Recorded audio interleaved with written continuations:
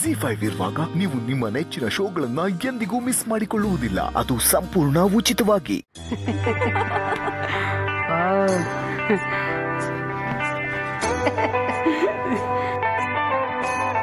ಏನ್ ಮ್ಯಾಗಿ ಇಬ್ರು ಅಷ್ಟೊಂದು ಖುಷಿಯಾಗಿದ್ದೀರಾ? ಮೇಡಮ್ ಅದೇನ್ ಕೇಳ್ತೀರಾ? ಮಾಧವ್ ಸರ್, ನಿಮ್ ಹುಟ್ಟು ಹಬ್ಬಕ್ಕೆ ಇನ್ನೊಂದು ಸ್ಪೆಷಲ್ ಗಿಫ್ಟ್ ಸಿಕ್ಕಿದೆ. ಅಯ್ಯೋ ಸಾ, ಆ ರಾಮ್ ಮೋಹನ್ ಇದಾರಲ್ಲ, ಫುಡ್ ಕ್ರಿಟಿಕ್ಕು, ಅದೇ ಸಾ ಅವತ್ ನೀವ್ ಇಲ್ದೆ ಹೋದಾಗ ಕೆಫೆಗೆ ಬಂದು ರಾಗಿ ಪಿಜ್ಜಾ ತಿಂದದ್ರಲ್ಲ, ಅವರು ತಮ್ಮ ಬ್ಲಾಗ್ ಅಲ್ಲಿ ವೆಬ್ಸೈಟ್ ಅಲ್ಲೆಲ್ಲ ನಮ್ದು ಕೆಫೆನ ಹೊಗಳಿ ಆರ್ಟಿಕಲ್ ಬರ್ದಿದ್ದಾರೆ.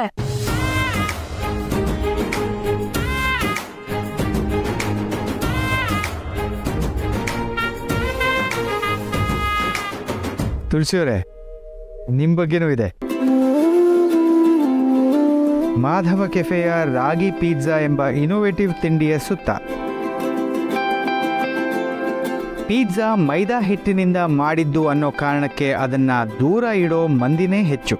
ಆದರೆ ಇದೇ ಪಿಜ್ಜಾವನ್ನ ರಾಗಿ ಹಿಟ್ಟಿಂದ ಮಾಡಿ ಆರೋಗ್ಯಕ್ಕೂ ಹಿತ, ನಾಲಿಗೆಗೂ ರುಚಿಯಾಗೋ ರೀತಿ ಇನೋವೇಟಿವ್ ಆಗಿ ತಯಾರಿಸಿದ ಮಾಧವ್ ಕೆಫೆಯ ಬಗ್ಗೆ ನಾನು ಇವತ್ತು ಬರಿತಾ ಇದ್ದೀನಿ.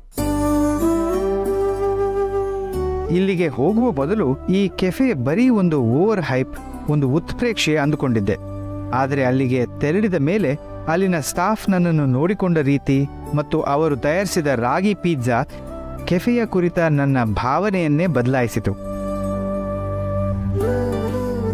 ಕೆಫೆಯ ತಿಂಡಿಗಳನ್ನು ತಿನ್ನುವಾಗ ಹೋಮ್ಲಿ ಫೀಲ್ ಬರಲಿ ಅನ್ನೋ ಕಾರಣಕ್ಕೇನೆ ತುಳಸಿ ಎನ್ನುವ ಹೋಮ್ಲಿ ಶೆಫ್ ಅನ್ನು ಲೀಡ್ ಶೆಫ್ ಆಗಿ ಮಾಧವ್ ಅವರು ನೇಮಕ ಮಾಡಿದ್ದಾರೆ. ಕೇವಲ ತಿಂಡಿಯ ವಿಷಯಕ್ಕೆ ಮಾತ್ರವಲ್ಲದೆ ಅತಿಥಿ ಸತ್ಕಾರ, ಶುಚಿ, ರುಚಿ ಎಲ್ಲ ವಿಷಯಗಳಲ್ಲೂ ಮಾಧವ ಕೆಫೆ ಸಿಟಿಯ ಎಲ್ಲ ರೆಸ್ಟೋರೆಂಟ್ಗಳಿಗೆ ಹೋಲಿಸಿದರೆ ಅತ್ಯುತ್ತಮ ಸ್ಥಾನ ಪಡೆದುಕೊಂಡಿದೆ.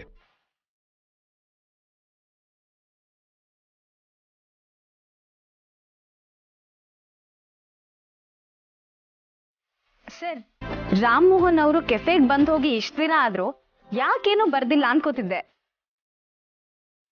ನೆಗೆಟಿವ್ ಆಗಿದ್ರೆ ಅವತ್ತೇ ಬರೀತಿದ್ರು ಏನೋ, ಪಾಸಿಟಿವ್ ಆಗಿದ್ದಕ್ಕೆ ಇಷ್ಟು ದಿನ ಟೈಮ್ ತಗೊಂಡಿದ್ದಾರೆ. ಅವರೇ ಹಾಗೆ ಬರೆದ್ಮೇಲೆ ಇನ್ನು ನಮ್ಮ ಕೆಫೆ ಇನ್ನೂ ಫೇಮಸ್ ಆಗೋದು ಪಕ್ಕ. ಅವತ್ತು ನಮ್ಮನ್ನು ಸೇವ್ ಮಾಡಿದ್ದು ತುಳಸಿಯವರು. ಎಲ್ಲ ಕ್ರೆಡಿಟು ಇವ್ರಿಗೆ ಸೇರಬೇಕು.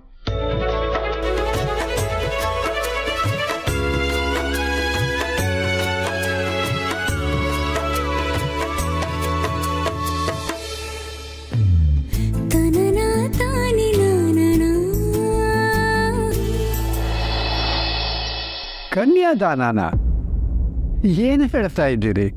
ಹೌದು, ನಿಮ್ಮ ಜಾತಕದಲ್ಲಿ ಕನ್ಯಾದಾನ ಯೋಗ ಇದೆ ಅಂತ ಸ್ಪಷ್ಟವಾಗಿ ಗೊತ್ತಾಗ್ತಾ ಇದೆ.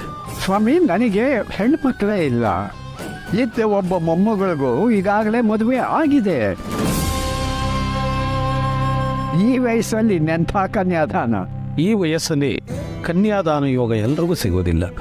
ನಿಮಗೆ ಸಿಕ್ಕಿದೆಯಲ್ಲ, ಚೆನ್ನಾಗಿ ಮಾಡಿಕೊಡಿ.